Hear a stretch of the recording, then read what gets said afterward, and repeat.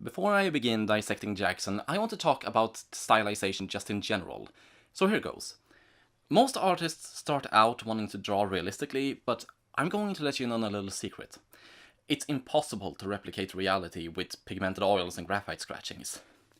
I'm not saying you should skip this if you're just starting out, but all a realist does is try to convince the audience they're seeing something real, when in fact they're just looking at different layers and hues of colors interacting to give an idea of something real.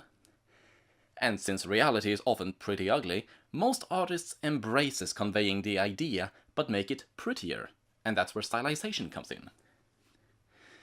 2 dots and a line can make a face. You don't need to perfectly render a horse for people to see it's a horse, so long as you know how to describe a horse.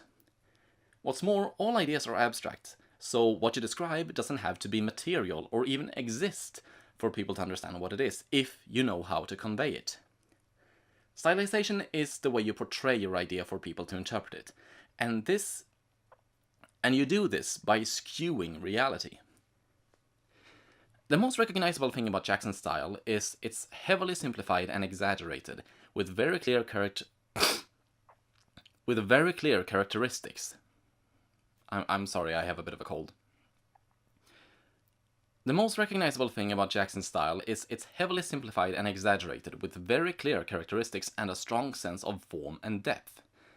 That and boobular kitty hawks that will grant me creeped out looks from wanting to study this weirdo. Beyond that, he has a way of giving most of everything he does a sense of life and character. All of his drawings feel alive in a sense, even when they're just sketches and line arts. The way he draws his characters is very organic, with swooping lines and curves, and he doesn't use boxes. One of the first things you do when learning anatomy is to simplify a body into boxes, and you stack those boxes along a simple line skeleton. This is to help make the anatomy accurate, and to help you understand, even in a drawing, anatomy is meant to have form. It's not supposed to be flat. The downside is it also makes it more rigid, and it can very easily become stiff and lifeless. Instead of first constructing a skeleton, which he then stacks boxes around, Jackson draws a line to convey pose and movement, and makes them part of the outline, similar to how Bruce Timm draws his characters. He clearly knows what anatomy looks like, but drawing it like this, the result is very animated, conveying both form and movement, and as a result the drawing feels more alive. In addition to posing in the most vivacious way possible, Jackson is a master of facial expressions. Despite his best efforts, the face is generally what draws attention before anything else, because it allows us to gauge whether we're looking at a human being or not. People are fantastic at finding human-like features in things that aren't human, but we're not just looking for placement of eyes and shapes of lips, intent, emotion, state of mind, character. Making a face so expressive it convinces us whatever it belongs to hosts a living intelligence is a keystone to making a character come alive. Much like his bodies, his expressions are exaggerated and simple, but convey a state of mind that makes the character seem alive. The last measurable aspect is the way he colors his drawings. Simple, expressive, and full of life. Jackson enjoys heavily saturated colors, strongly contrasted against each other, that make his images pop like neon signs. Depending on the image, there's usually 3 or 4 main colors that help separate the most relevant parts of the image from one another, making it easier to quickly take in the whole image. He works the same way when working in black and white, 2 or 3 shades of grey, white and black, with some light shadows for further form. But it is of course a bit trickier to come up with a rule of thumb in this case. The way he shades is very dramatic, with soft but solid shadows that makes the form fuller than just line work does.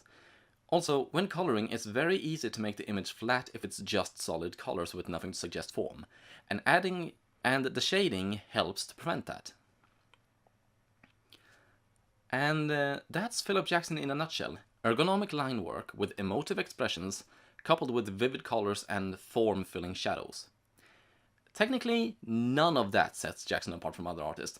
If I rattle off these aspects like a checklist, a lot of other artists would fit the bill. What makes Jackson so appealing is the way he specifically does these things. And that's a bit trickier to explain. At the end of the day, it all has to do with personal taste, and a lot of people just happen to like the way he draws.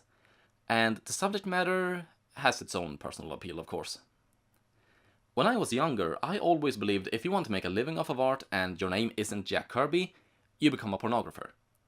There's always a market for sex, no matter how weird it is. And that's why there's also a certain stigma attached to drawing porn. It implies there is no substance or quality to your work if you have to do porn for a paycheck. Because of course you'd never do that willingly. Only the morally retarded do that. No decent human being does porn. No, no, no, no, no. Actually, the jury might be out on that. But the point I'm making is, porn is a tool made for a purpose. And once that purpose is fulfilled, it's forgotten. It's meaningless with nothing to contribute to anyone. Basically what I'm saying is, even if Jackson does porn, that's not what people like about him. And while I'm on the subject, I don't actually think of Jackson as a furry artist. Which is really strange to say, since he mainly does anthropomorphic characters. The furry fandom has a very isolationist mentality. They're very open-minded and welcoming, but as a rule, they like to think of themselves as separate from the rest of the world. And furry art generally reflects that. Because usually its only quality is being furry. So only people with a definite interest in anthropomorphic characters can enjoy it. In some way, I actually suspect furries don't want other people to enjoy their art because it belongs to them. Fetish porn aside, Jackson can be enjoyed by people who aren't furries, because there's so much more to his work than it just being furry. Suggesting Jackson belongs to the furry fandom is as stupid as saying Calvin and Hobbes belongs to the furry fandom, or that Zootopia belongs to the furry fandom. I went on a rant and I'm sorry. As I was saying, it's tricky to separate Jackson from other artists, but like any good artist, he can't be defined by just two aspects. He's an entertainer, making stories for people to enjoy. Light-hearted fun, dumb jokes, surreal action and cheesy drama, and his style has grown to fit it. Beyond the basic rule of simple shapes and exaggerated features, Jackson's style is quite fluid and pragmatic. Things don't have to be drawn a certain way. The important thing is we can tell what they are, so we can follow the narrative. Overall, the style is quite silly and fun, appropriate for comedy, but its depth and variety makes it applicable for most kinds of drama. Be it comedy, horror, action, romance, eroticism, it's simple and to the point, without much palabra.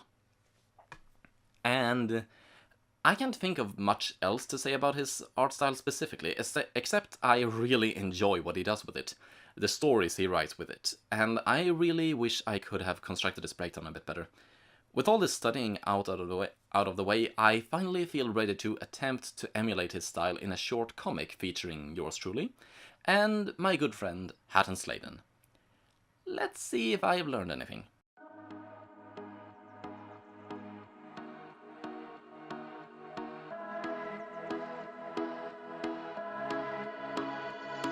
Fireflies, a million little pieces, feeds the dying light, and brings me back to life.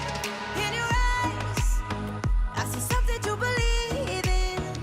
Your hands are like a flame, your palms are sweet as pain.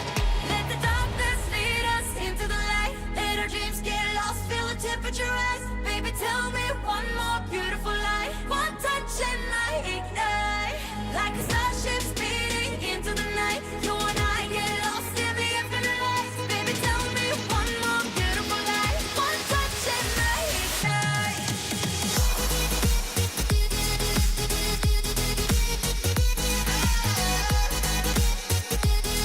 One touch and I ignite.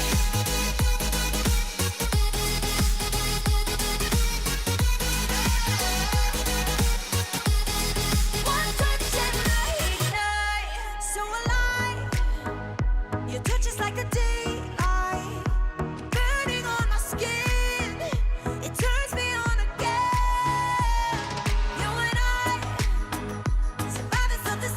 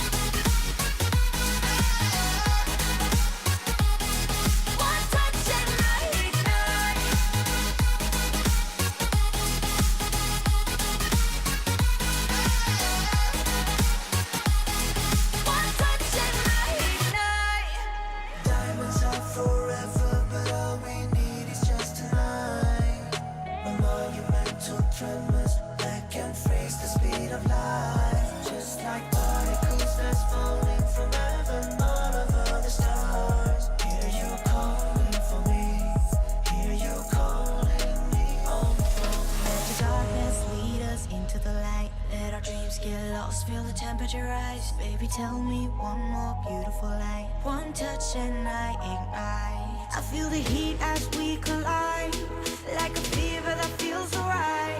So baby, tell me one more beautiful lie. One touch and I ignite.